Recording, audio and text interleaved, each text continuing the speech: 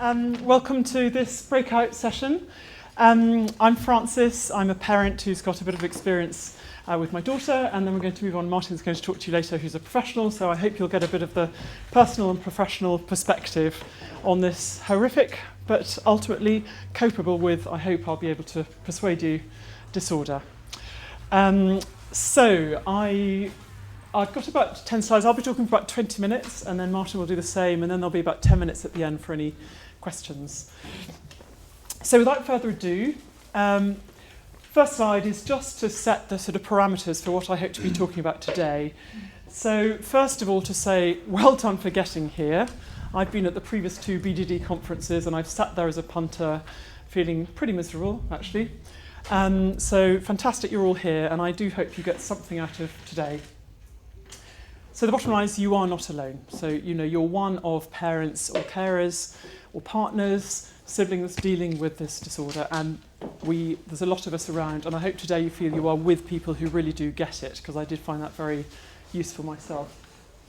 And also for you to work out at the end of the day what works for you. I'm just going to tell you a bit about my story, but I'm trying to make it generic enough so that it'll be useful, I hope, for all of you.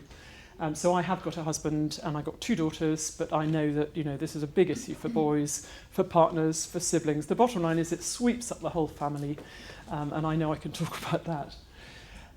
So today is really about coping and supporting. So it's coping yourself and it's supporting your loved one with this disorder. So those are the two sort of themes that I hope we'll take through today.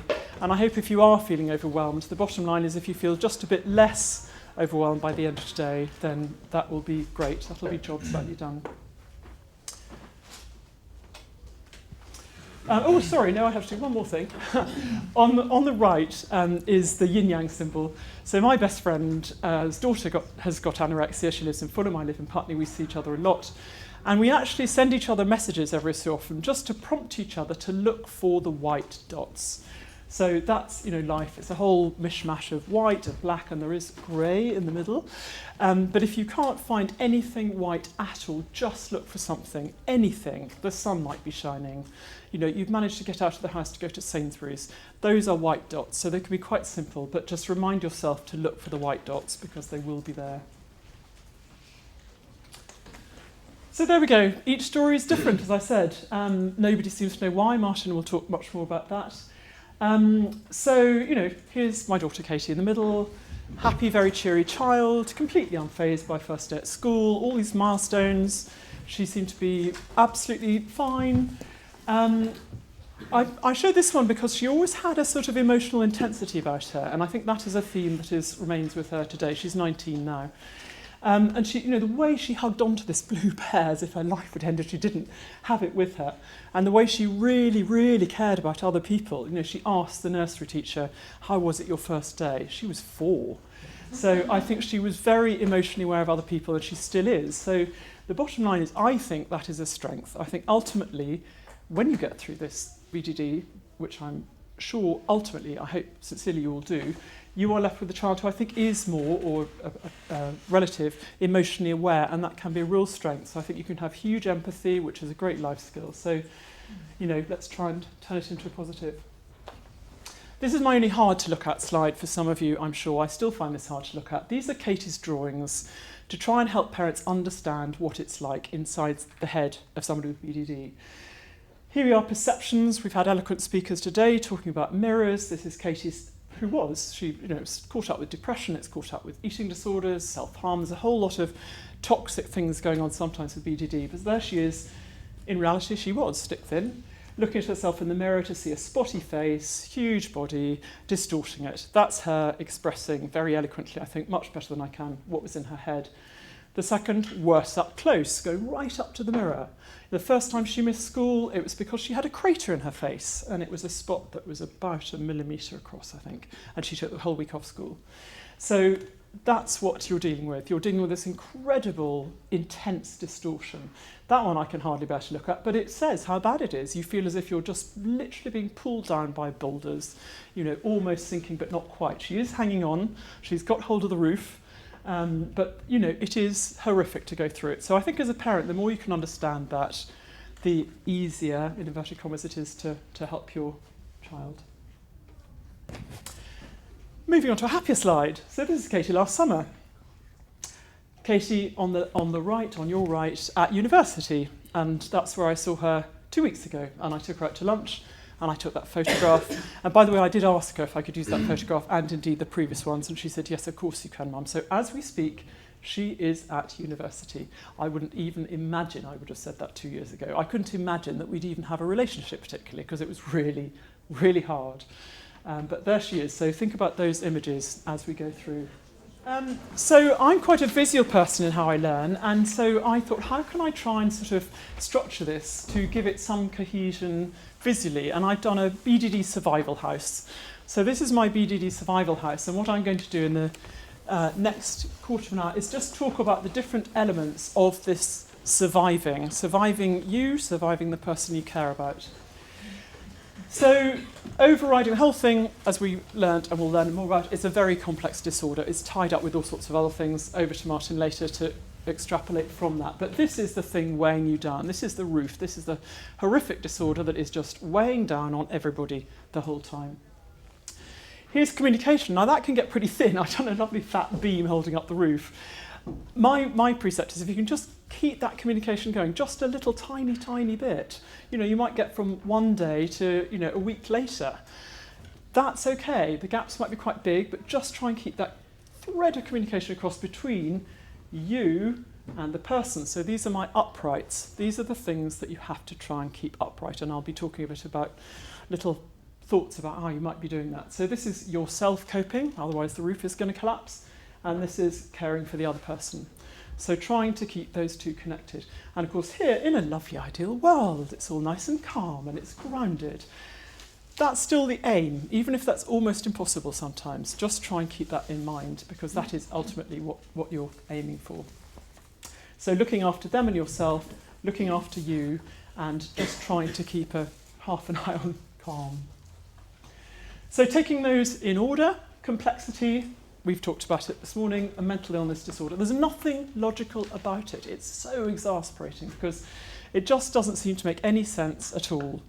But that's why you try and read everything. Try to get onto the BDD Foundation website, try and understand what it is like in their heads, because that will help. Almost unbearable. Not seeking attention, it's entirely the opposite. So it's quite private. Katie was in her bedroom for days, missed meals, missed days of school. It is very private. It's not something to make a fuss about. They're very ashamed and embarrassed about it.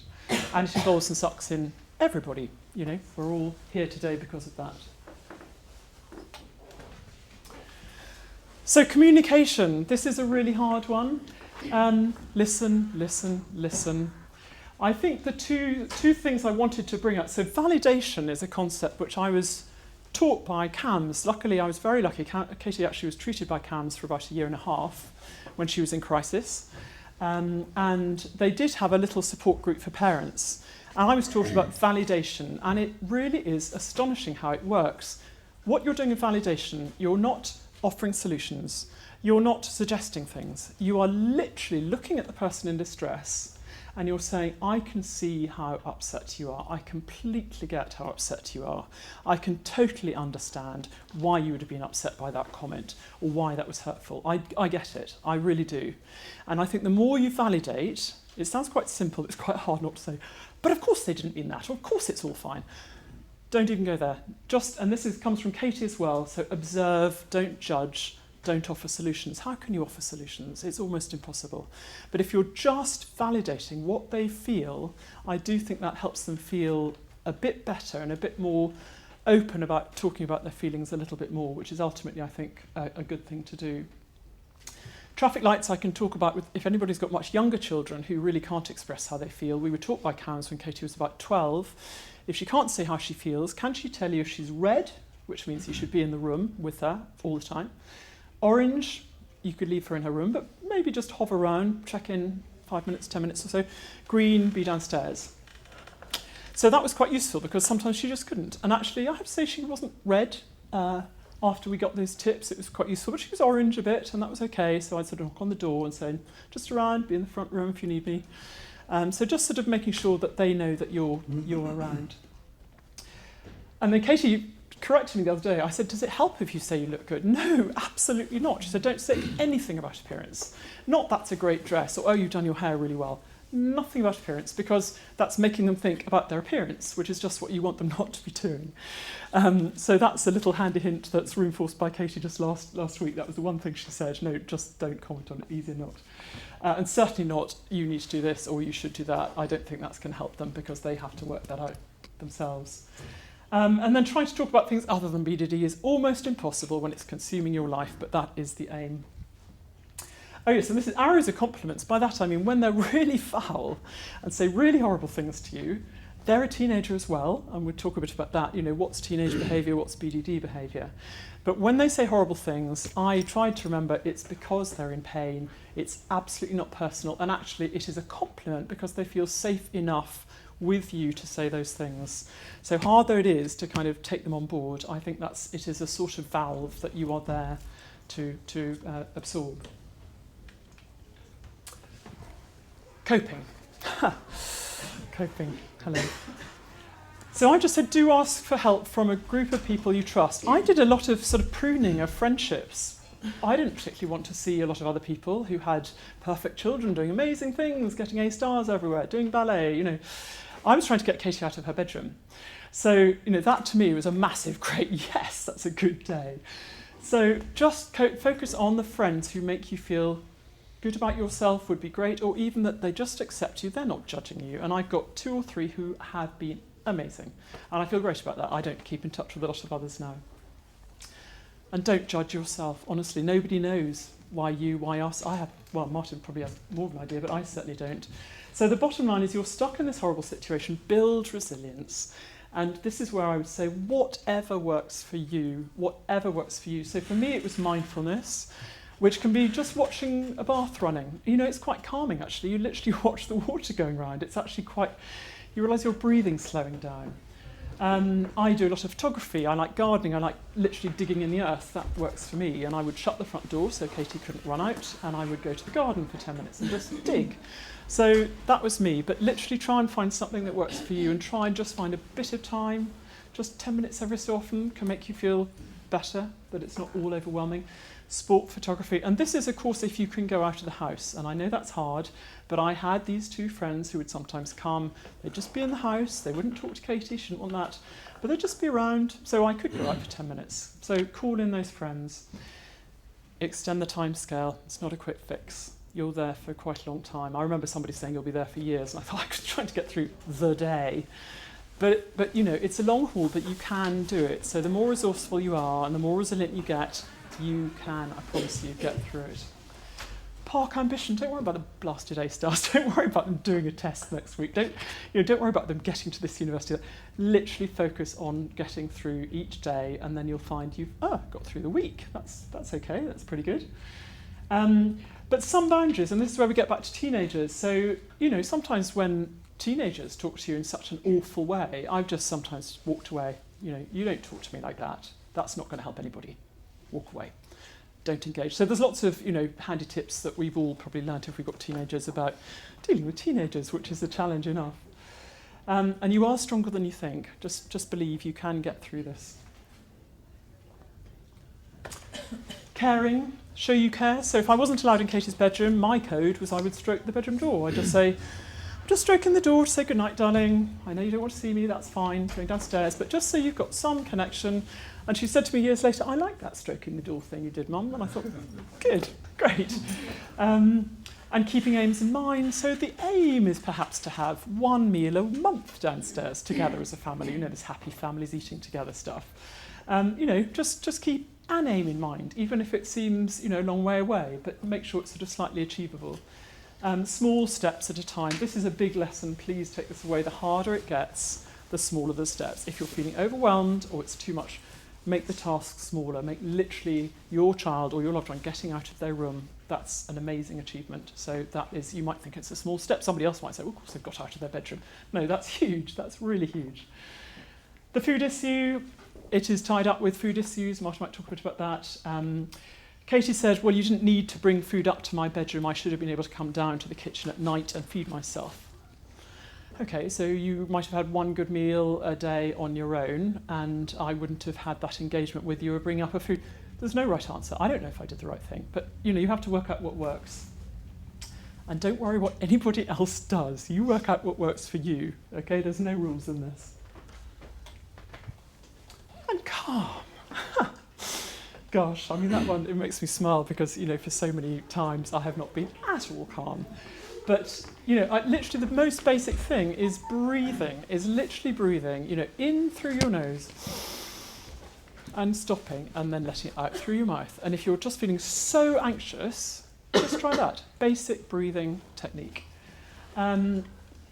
Extend the timescale for recovery. I've just said that earlier on. It is a long haul. It is a long haul, but it is doable. And this is when you have time. I mean, I was trying to work as well part-time, so that's a bit sort of crazy trying to juggle everything. But call in favours, get a partner, get a friend, so you can just keep a bit of yourself going. I managed to keep my job going, just going in 1 day a week for a bit, 2 days a week for a bit. So that you do have time, at least sometimes, to say to your child, and I remember this conversation with Katie was for a really good friend's 18th birthday party. And I said, you have to get to Katie's 18th birthday party. She's one of your best friends. She's had her own issues going on. You need to be there. And I'm going to drive you. Doesn't matter how long it takes you to get ready. I'll be downstairs. Got the car key in my pocket. And it took her 9 hours to get ready. And I had the car key in my pocket for 9 hours. And I just every so often I'd sort of pop upstairs and say, yeah, still downstairs, doing okay. Yeah, keep going, just keep going, doesn't matter, there's no rush. I'm going to get you to that party. The party's in the evening, thank goodness. And this is in the morning. So, whenever you can, that's amazing. So set yourself goals. The goal that day was huge, not just getting out of her bedroom, going to a party, for goodness sake. But the lights were dark, there was a make-up opportunity, there was a bit of alcohol. I'm sure that helped her get through the night. But so there we go, whatever the goal might be. And then this is sort of I'm not very good at this, low and slow talking. Low and slow, because it calms you down, let alone the person you're looking after. So yes, that's message to self, low and slow. I was told this by my lovely friend in Fulham. She was told by Can, strike while the iron is cold. Don't have those conversations when everybody's anxious. Don't have it when you're in a state or they're in a state. There's absolutely no point. You'll probably do more damage. So strike while the iron is cold, I thought was rather a good one. And then lowering your expectations. I think, a lot of us probably have expectations for our children or for our loved ones, or we want this to happen or that to happen. Just park it for a bit. That should happen. Let's hope it does happen.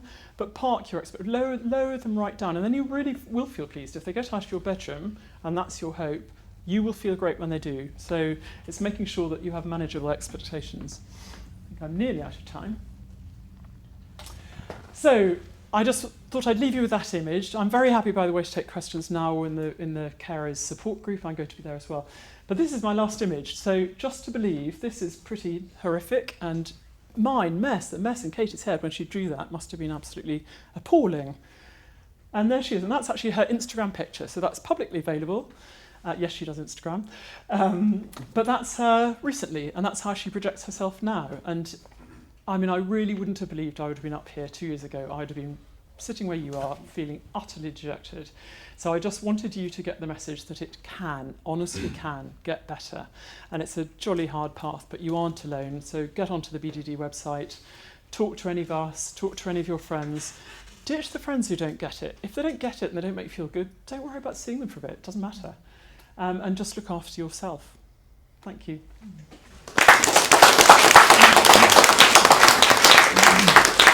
And my final thing is there's a whole library of books I've got at home, of course, and some of them about normal teenagers. Get out of my life, but first drive me and Alex into town.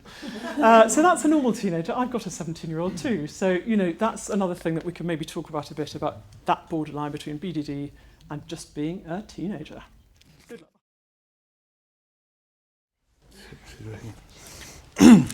So, hello everybody, and thanks again for coming. With this talk, I realise there'll be lots of people from different experiences at different stages and so on. And the main focus is going to be looking at kind of family members and partners and carers and how they can support a family member who has BDD or sort of coping with family member with BDD. I will do a very, very brief description, because I think that, and I'm sure most or the vast majority of people know what BDD is and the background, but maybe some people are new to it or aren't sure. They're still, it's just a recent experience for them. So I'll do that very briefly, but then I'll go on to issues around helping to recognise what is BDD, understanding the family member's BDD, the impact on the family, and then some suggestions about how to provide help and support, and then issues around actually getting help and treatment. And lots of it will overlap with what Francis has described, which is extremely valuable and helpful from a parent's point of view. Just very, very quickly, as I'm sure you all know, the Diagnostic and Statistical Manual defines BDD as a preoccupation with one or more perceived defects in physical appearance that are either not observable, not noticeable at all, or are very, very slight and wouldn't be considered unusual. And the key is extreme preoccupation, but also that people will do various behaviours and mental acts because of this. And the key to any kind of diagnosable problem is that it causes clinically significant distress and interference. And that's the key, that it's not just a preoccupation or a worry, but it's really interfering with life. And it could, in terms of the perceived flaw, as most of you know, it could be multiple concerns about the body. It could be any part of the body, but it is most commonly focused on the face, for instance, the nose, or perceptions about facial skin being marked or too pale or too red, or lots of different concerns. But it could be multiple concerns or vague concerns of feeling, I just feel unattractive. And as you all know, this sort of impairment is extreme avoidance of activities, maybe affecting relationships, impact on occupational or academic functioning. People may often be housebound. It's just so distressing and disturbing that people can't go out, as I'm sure you know. Sometimes it can lead to hospitalisation and suicidal thinking and suicide attempts. So it's a very, very, as you know, distressing and impairing problem. So just focus, because I'm just going to list these because these are the things perhaps that you'll be, as family members, noticing, or maybe people who are sufferers of BDD, that you're wanting to try and focus on perhaps in helping or understanding. So probably the most key features are extreme preoccupation. So it's on people's minds maybe most hours or most of the time, waking time. Lots of behaviours relating to BDD, like mirror checking or body checking. Lots of safety behaviours such as covering up, camouflaging, hiding, checking selective attention to different, whether people are looking at us and so on. Sort of distorted internal images in the mind of how one looks. And then, of course, things like seeking surgery and treatment. So probably one of them, from a CBT perspective, cognitive behavioural therapy perspective, because I was a clinical psychologist working in a specialist clinic for BDD and other anxiety disorders alongside Dr. Veal and other colleagues, and also doing lots of research on body dysmorphic disorder. And one of the things that in CBT is so important is the behaviours that people are doing. Now, these behaviours are extremely understandable in the context. So if anyone who feels or perceives that they feel really unattractive and ugly, and both internally, and they worry that others are going to judge them negatively, and they feel extremely self-conscious, the actual behaviours that people are doing are actually very understandable. Of course, people are going to check to see, is it that bad, or what do I need to do to hide, or has it changed, or of course you try and cover up because you think that'll help. Covering up, camouflaging, seeking reassurance, lots of comparing to others, lots of excessive grooming and preparing and getting ready, skin cleaning, use of products. Now, the key is that the behaviours are understandable given it's the beliefs and the sort of distorted or perhaps inaccurate beliefs about appearance and the importance of appearance that's driving those behaviours. But the problem is, even though they're understandable, and they maybe help the anxiety in the short run, of course they immediately reduce anxiety in the long run. They prevent you moving on because they're just reinforcing the sense that unless I did this, everything would have gone wrong, instead of realising that actually it would be okay even if you didn't. So one doesn't test out one's fears, and it also stops you learning and also keeps you focused all the time on the appearance. So those are the things we're very much focused on helping. And just quickly, in terms of beliefs, often people have, as well as negatively evaluating their appearance, they have this extreme importance attached to appearance, particularly a particular feature in defining their appearance and maybe the self as a whole. So it's this combination of a negative view and it's very important.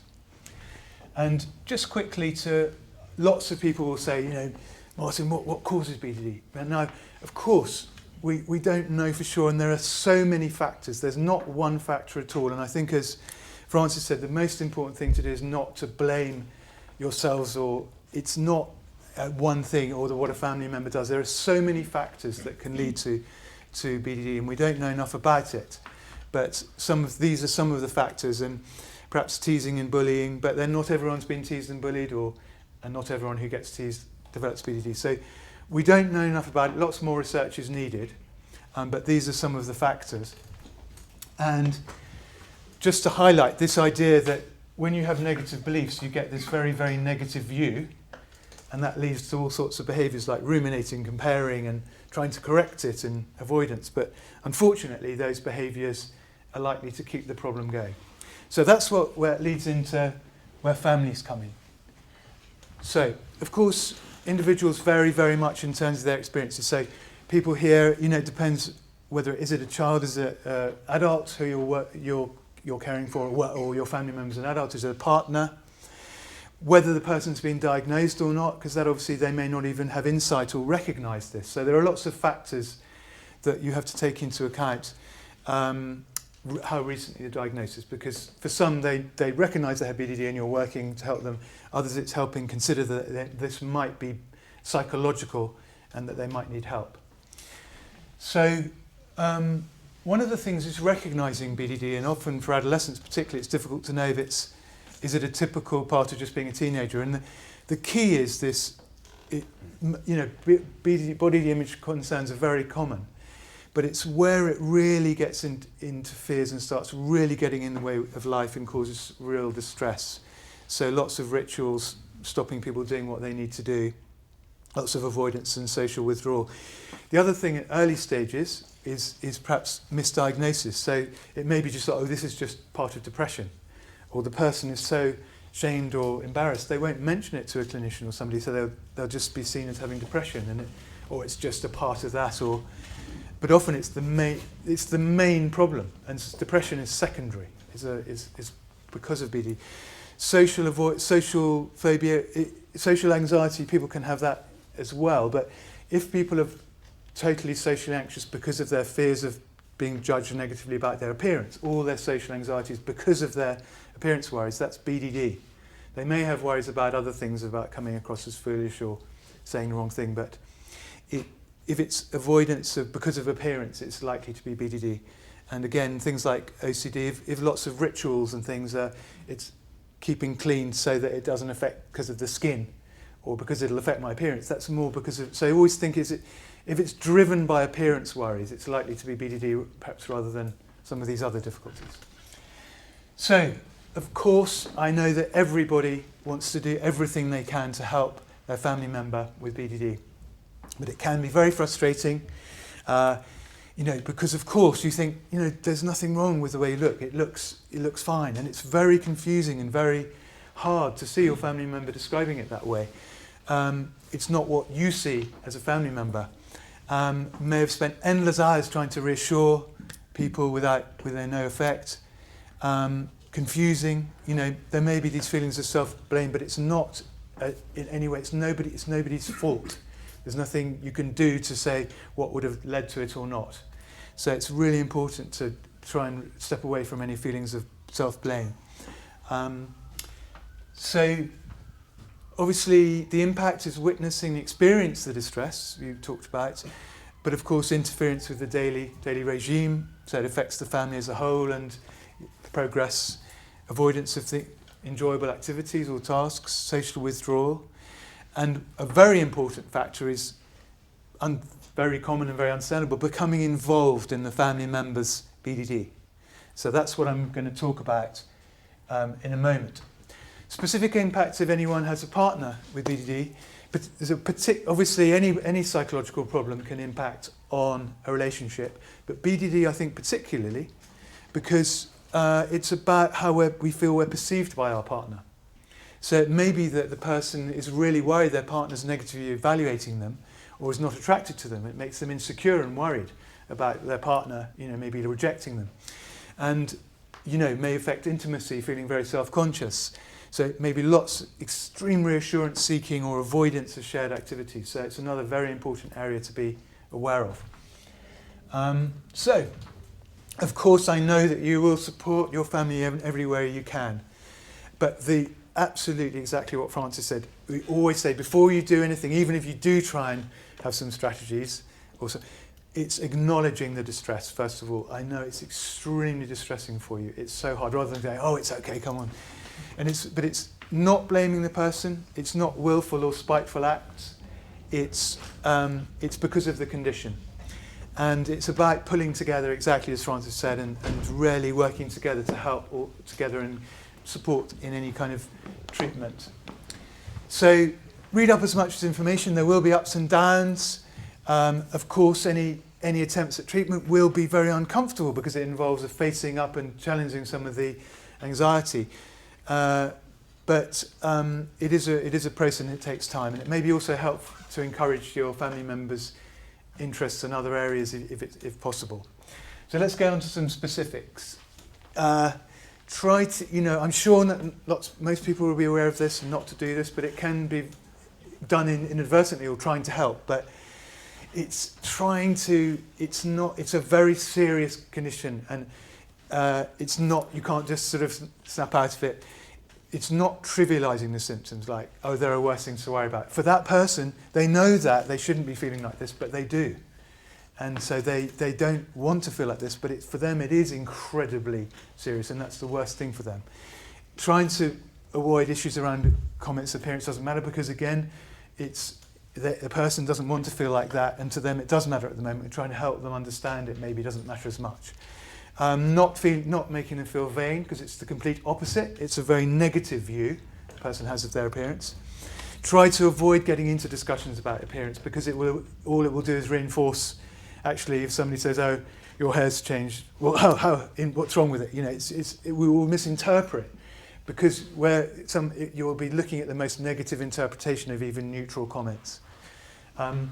So now, people will have heard of things like what we maybe call facilitation or accommodation of behaviour. It's particularly researched in OCD with parents and family members going along with rituals because they feel it's helping reduce the family member's anxiety.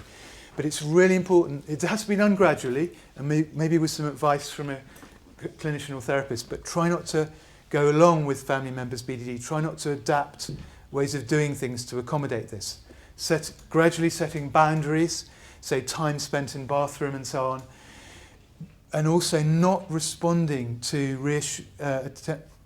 requests for reassurance, requests to get involved in buying products, supporting, maybe checking, monitoring around checking and social media use. Now, they are done to reduce anxiety, and of course the person will be very, very anxious. Now, it's hard if you're not in therapy, but I always said to family members I was working with would be, what we said is, Martin, or the therapist has said, it's not helpful for me to do this for you. So you can blame the therapist. So I said, just blame Martin, but it's not, and the family member might think, oh, you're being nasty, but you're saying, look, it's not helpful for me to get involved in this. And gradually, that's one of the biggest things that can impede treatment progress in family treatment. So, but there's not much research in it. But reassurance seeking, it may be really hard, but try and resist that. May need to be done very gradually, a planned reduction. And again, not trying to argue or convince your family member that their appearance doesn't look negative or confirm their beliefs, and really, but always say, look, communicate that you're trying to change your involvement, not just suddenly, because it could be misinterpreted as not being supportive. Also anticipate how you deal with your relative becoming stressed or irritated if you do that, and sort of a plan about that.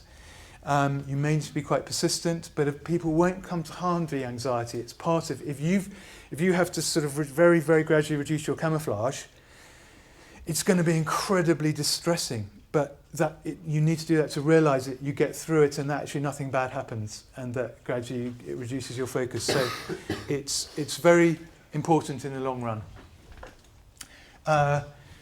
In terms of getting help, if your family member hasn't had treatment, encourage them to seek professional help. Obviously, it depends whether it's a child or an adult. With the child, you can, if they refuse, you can approach the services. With an adult, you just got to try and encourage them if possible, or even just to go along for an assessment or have a session. If your relative refuses help, it's about just giving as much information as possible. If there's a risk, obviously you have a safety plan perhaps with your family member if possible to sort of alert you or communicate, but if you may need to reach out to emergency services yourself. But it's really important to feel that you need to do that, and that's appropriate. Remember, it does take time, commitment, and the right guidance, and each person, it takes time. It's a very severe problem. It's not like you'll just suddenly no longer be worried about your appearance, but it's just that reduction in the importance attached and the preoccupation and the interference. And just quickly, so with CBT, what we're trying to do is help reduce appearance-related preoccupation, distress, and interference. So you try and help change negative thoughts and beliefs about appearance, be more. It's not about positive thinking, it's about realistic, objective thinking. Less negative view of appearance, less importance attached to appearance. So it doesn't matter, but it's just not the only thing. Reduce unhelpful behaviours and cognitive processes, really crucial, help the person to regain life. And maybe what we do in CBT, people often say CBT is only focused on the here and now, and it's very kind of, but we do a lot of work on early life, but only in the sense of how we see it might have affected now. So we do work on bullying, and I worked with clients who are in their 60s and 70s, and we've gone right back to childhood issues. So it is really important to do imagery work and compassion work, like you may have heard earlier on this morning. And as a family member, you could perhaps attend the first couple of sessions. You might want to maybe come along if you want, especially if it's a child, and join the sessions at the end to get an overview and get some ideas about what they've been focusing on in the session. And it's like being a co-therapist. It's helping the client, your family member, to carry out treatment, help with engagement. And a family session, you could have go to a specific family-focused session, would be to help educate the parent or carer or partner about BDD, describe the treatment plan, even if the family member refuses generally, just have one session, just so that the parent knows what's going on, or the family member. And also we'd focus on sort of helping to say, look, at some point we are going to be asking you to try and stop these behaviours, and we want your family member to sort of be aware of that and maybe help reduce their involvement in that. So, and of course for yourselves as family members, really avoiding self-blame. It's nobody's fault in that sense at all. It's just so many factors. Anybody could come to it through lots of different routes and experiences or characteristics. And of course you may need to seek help yourself from a GP or mental health professional if it's really causing stress and worry. And of course it's in doing things you enjoy as well, like Francis said, just being able to have a chance to go and go out of that for a minute, or do things that you were rewarding for yourself. And the NICE guidelines for OCD and BDD, they're the NHS guidelines. They give guidelines, and if you're seeking help, you say, I know this is what is recommended. Say a GP or someone, that's how you can argue for getting help. It's recommendations about the most important types of treatment that can be provided. And finally, some excellent books. This is quite a detailed book, but it's by Catherine Phillips, who, as you all know, is one of the, probably one of the leading world experts in BDD in the States. But it's quite a detailed book. It's a brilliant book. This book by Amita and colleagues and Bruce and everyone at the clinic, the Young People's Clinic, is brilliant because it's quite brief, but it's very clear, and it's got fantastic advice and resources in there. So definitely recommend those. Some other good books. These are kind of self-help relay type books, so more than professional books. Overcoming BDD, Feeling Good About the Way You Look, and this book's very good as well. They're all by BDD experts. I think that's it. So thank you very much, and do come up